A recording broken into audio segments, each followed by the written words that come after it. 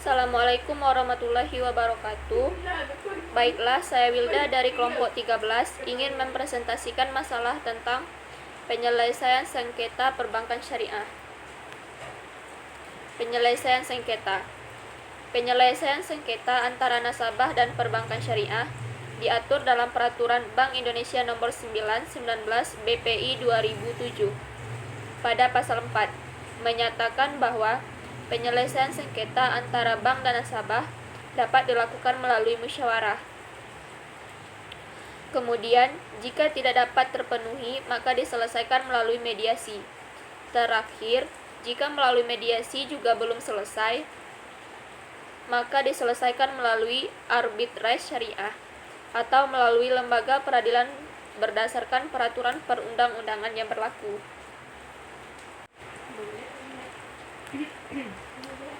Penyelesaian sengketa dalam arbitrase dan alternatif penyelesaian lain. Arbitrase dalam perspektif Islam dapat dibedakan dengan istilah tahkim.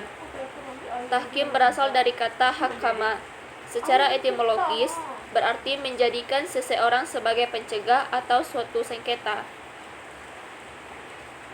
Dalam Undang-Undang Nomor 14 Tahun 1970 tentang ketentuan pokok kekuasaan kehakiman pasal 3 ayat 1 dijelaskan tentang kedudukan Basarnas bahwa penyelesaian perkara di luar pengadilan atas dasar perdamaian atau melalui arbitrase tetap diperbolehkan.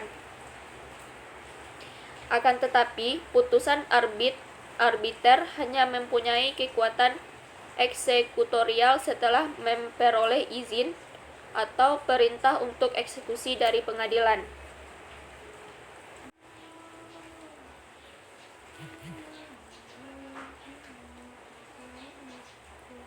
Alternatif lain penyelesaian sengketa. Dalam penyelesaian sengketa, ada alternatif lain penyelesaian sengketa. Dalam hal ini, penyelesaian sengketa diselesaikan dibantu oleh seorang mediator.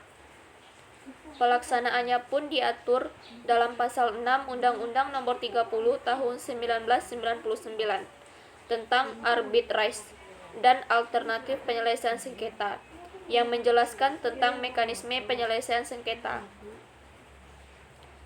Sengketa atau beda pendapat dalam bidang perdana Islam dapat diselesaikan oleh para pihak melalui alternatif penyelesaian sengketa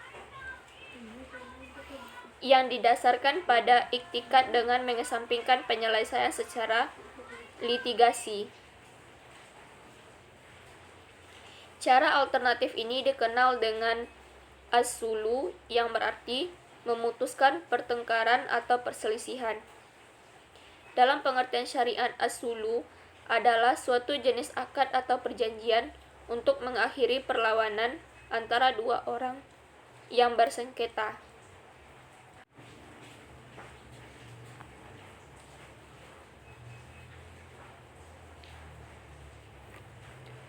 Kecenderungan mengenai pemilihan alternatif penyelesaian lain dalam penyelesaian sengketa. Yang pertama yaitu kurang percayanya pada sistem pengadilan dan pada saat yang sama kurang dipahaminya keuntungan atau kelebihan sistem arbitrase dibanding pengadilan. Yang kedua, kepercayaan masyarakat terhadap lembaga arbitrase mulai menurun disebabkan banyaknya klausul-klausul arbitrase yang tidak berdiri sendiri, melainkan mengikuti klausul kemungkinan pengajuan sengketa ke pengadilan jika putusan arbitrase-nya tidak berhasil diselesaikan. Penyelesaian sengketa melalui pengadilan. Apabila jalur arbitrase tidak dapat menyelesaikan perselisihan, maka lembaga peradilan adalah jalan terakhir sebagai pemutus perkara tersebut. Hakim harus memperhatikan rujukan yang berasal dari arbiter sebelumnya telah menangani kasus tersebut sebagai bahan pertimbangan dan untuk mengakhiri lamanya proses penyelesaian. sengketa di bidang ekonomi syariah yang menjadi kewenangan pengadilan agama.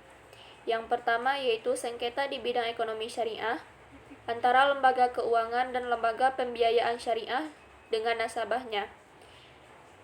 Yang kedua yaitu sengketa di bidang ekonomi syariah antara sesama lembaga keuangan dan lembaga pembiayaan syariah.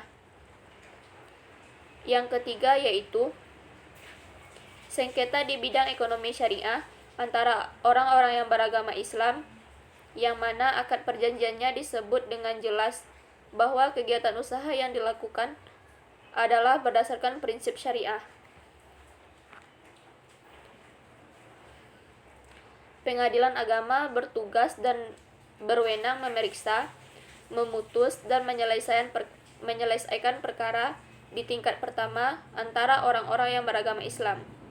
Contohnya yaitu di bidang perkawinan, harta waris, wasiat, hibah, wakaf, zakat, infak, sedekah, dan ekonomi syariah. Sedangkan undang-undang perbankan syariah yaitu ada beberapa sanksi. Yang pertama sanksi administratif, terus yang kedua sanksi pidana. Baik, itulah hasil diskusi kita pada hari ini. Terima kasih. Dan jika ada kesalahan saya mohon maaf. Wassalamualaikum warahmatullahi wabarakatuh.